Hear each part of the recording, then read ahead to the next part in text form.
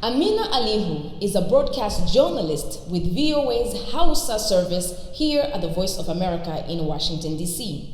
She joined the network in November of 2018 and has since been the primary host of the unit's women's and youth flagship show, Yau Da Gobe, a 30-minute program that airs 5 times a week. Amina is a graduate of the University of Exeter, United Kingdom, with a Bachelor's of Art in Philosophy and Political Economy. She developed a passion for being the voice of the voiceless women, giving a platform for expression and to make them key players rather than spectator in politics, business, science, technology.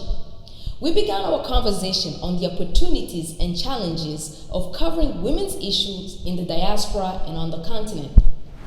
Amina, Happy New Year. So great to see you in 2022. Happy New Year, Auriane. So good to see you too. Amina, I know you work on different women's shows besides Our Voices in the Hausa service. How hard or how easy is it to cover women's topic and reaching a women's audience? It's not hard to capture the audience, but it's quite difficult to get them to participate. So for example, on Wednesdays, we have a women-only show.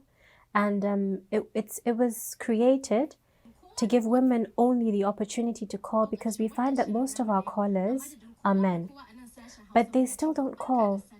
And even though we know through social media comments, when you meet people, the beauty of working with people on the continent is they approach you directly and they tell you that they listen. So you know that the women are listening and they're benefiting, but they're not participating.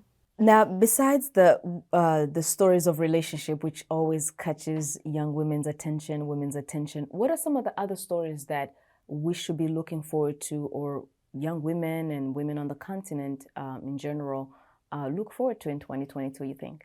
I think it would be beneficial to see, say, for example, scholarship programs funded by successful women for other women.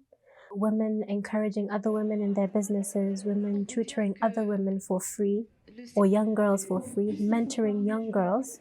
So women helping women. I know you work on a lot of topics that are considered taboo, especially in your community. What are some of the topics that you still see in 2022 as we enter into this year, and maybe even last year in 2021, are still considered taboo but shouldn't be? I think the one that stands out the most for me is sex education. The fact that conservative communities are still pushing against sex education when this is beneficial and curbing a lot of issues that we have in society. So, for example, it's beneficial for everyone if a mother is able to freely talk to her daughter about how to take care of herself, what her menses means, how to take care of herself when it comes, even if it's just so she's not scared the first time that she sees it. And to understand, say for example, in our culture, it's commonly said, oh, when a man touches you, you're going to get pregnant. And then he touches you, and then you don't get pregnant. And you're like, oh, okay, so maybe it's not so bad. And they're not properly educated about exactly what sex is, and so they find themselves in really, really awkward situations. Now, what caught your attention in the media in 2021, and is it something that we should be looking for more or covering more in 2022? So 2021, what caught my attention the most was January 6th, the insurrection here in the United States.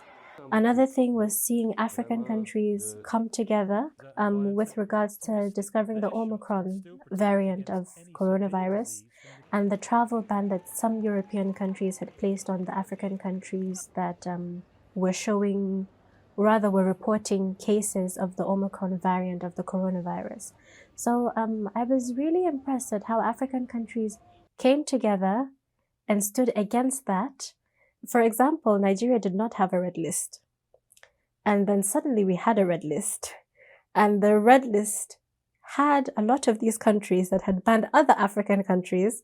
And, it was a diplomatic way of dealing with the situation and also putting your foot down. So it's really encouraging to see African countries standing together And we get results. I would like to see much more of that in 2022. Finally, another thing that I found really interesting was the collaboration between Fireboy and Ed Sheeran and their new song Peru. So Peru is Fireboy's song, but then Ed Sheeran came on and did a remix. So it's always interesting to see Afrobeats blowing up. Now, is it surprising for people to look at you as a conservative young woman talking about Afrobeats? Looks can be deceiving, is what I would say. I do enjoy good music. I definitely grew up on African music, and it's a thing of pride for me to see it thriving so much on the international platform.